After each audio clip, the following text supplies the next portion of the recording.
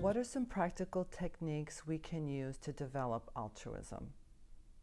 So there are techniques, of course, for altruism begins by changing yourself, but also there are other techniques to bring about a change in society, in culture.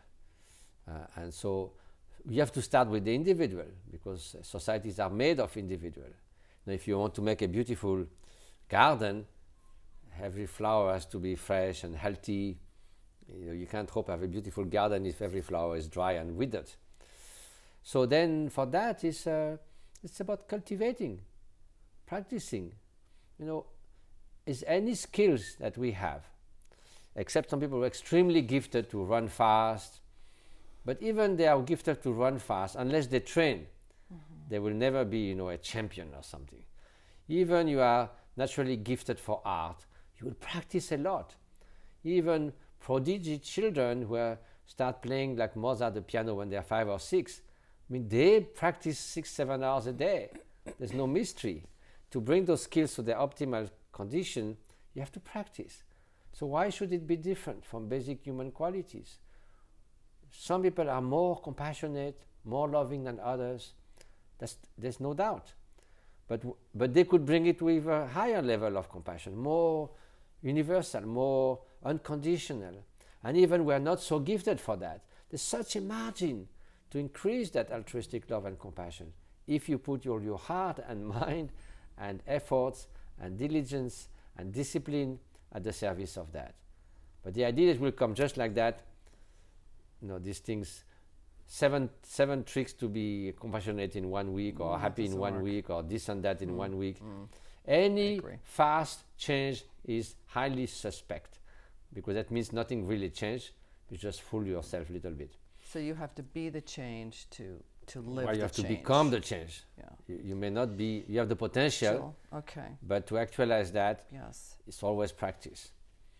Okay. And practice, and also there's other factors like wisdom, and, to understanding the right view, because you could practice things to do harm, become accustomed to, kill each other, and sort of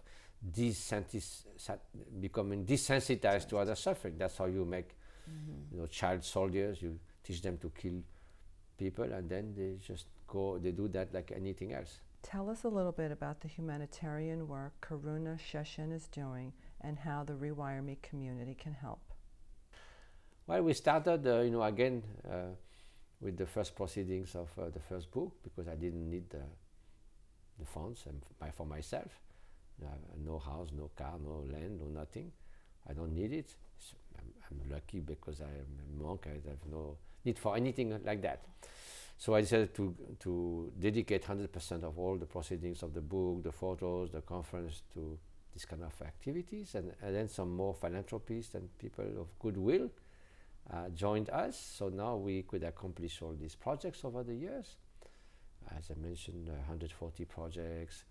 We treat 120,000 patients every year, 25,000 kids in the school that we build. So all that is what we do. And then it started slowly and grew up to a not huge NGO, but not small either, because it's around. We do quite a lot of projects every year.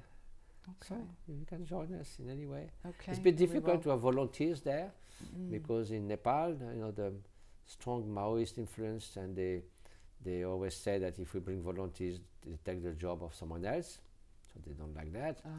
In Tibet, it's quite complex because the language, you have to have an interpreter, transportation to very remote places, so it's not so easy. In India, we work in Bihar in 100.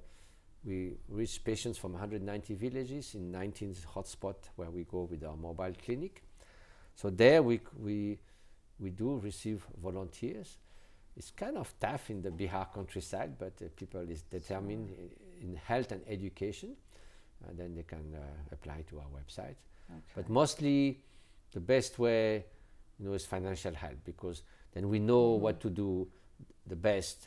For instance, during the earthquake relief in Nepal, where we have 70,000 people, we heard of people sending 500 kilos of mustards People don't eat mustard Yeah. there.